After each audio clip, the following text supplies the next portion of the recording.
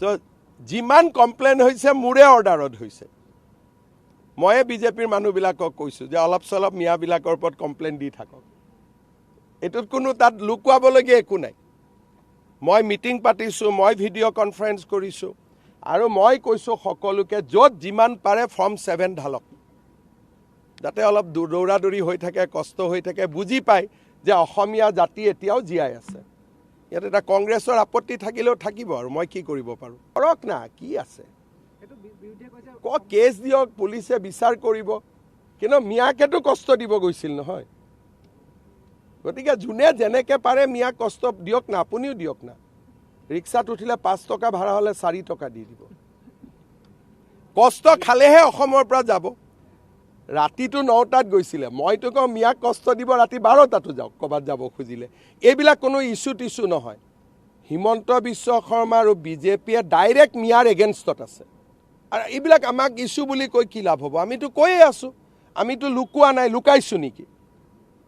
আগতে এইবিলাক মানে ভয় কৰিছিলে অমুক এটা নটিচ গৈ গ'ল অমুক হৈ গ'ল এতিয়া ময়ে চবকে এনকাৰেজ কৰোঁ যে কষ্ট দি থাকক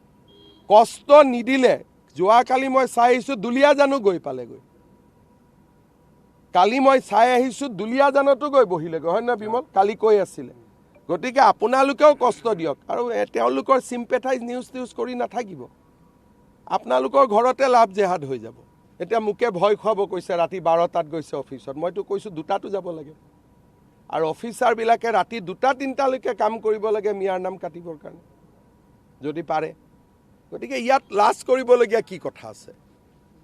আমাৰ দৰে যদি যুঁজিলেহেঁতেন মিয়াৰ লগত অসমখনৰ পৰিৱেশ এনেকুৱা নহ'লেহেঁতেন আগতে যদি যুঁজিলেহেঁতেন কংগ্ৰেছে নুযুঁজিলে বুলি এনেকুৱা হ'ল আৰে মোক মিয়াই ভাল পায় দুখীয়া মিয়াই মোক ভাল পায় আৰু ছোৱালীবিলাকেতো মোক চব মিয়াৰ ছোৱালীয়ে ভাল পায় আৰু মোৰ লগত কথা পাতি বহুত মিয়াই কৈ আছে মিয়াৰ ছোৱালীয়ে কৈ আছে যে 2টাতকৈ মামা বেছি জন্ম নিদিওঁ মোৰ লগত কেতিয়াবা ঢিং ৰূপহীত যাব কলেজত মোৰ সমান কোনো পপুলাৰ নাই মোক ভালো পায় সেইকাৰণে অৰুণোদয় দিওঁ সেইকাৰণে আমি দুখীয়া মানুহকতো দিগদাৰ নকৰোঁ দালালকেইটাকহে দিগদাৰী কৰোঁ দুখীয়া মানুহৰ লগততো কি আছে মই য'তে যাওঁ তাতে মোৰ লগতে থাকে মই ভোট খুজিলে ভোটো দিব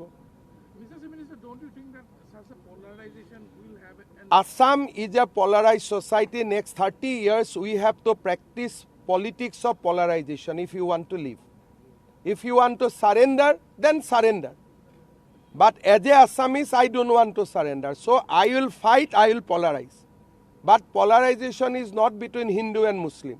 Polarization between Assamese and Bangladeshi. That is the difference.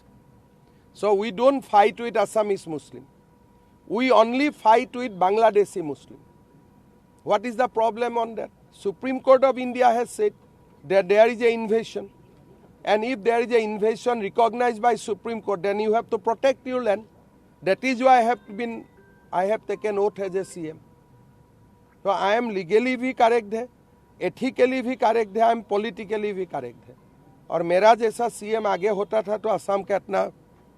परिवेश ही नहीं होते थे मैं बहुत लोगों को टाइट कर देते थे हबो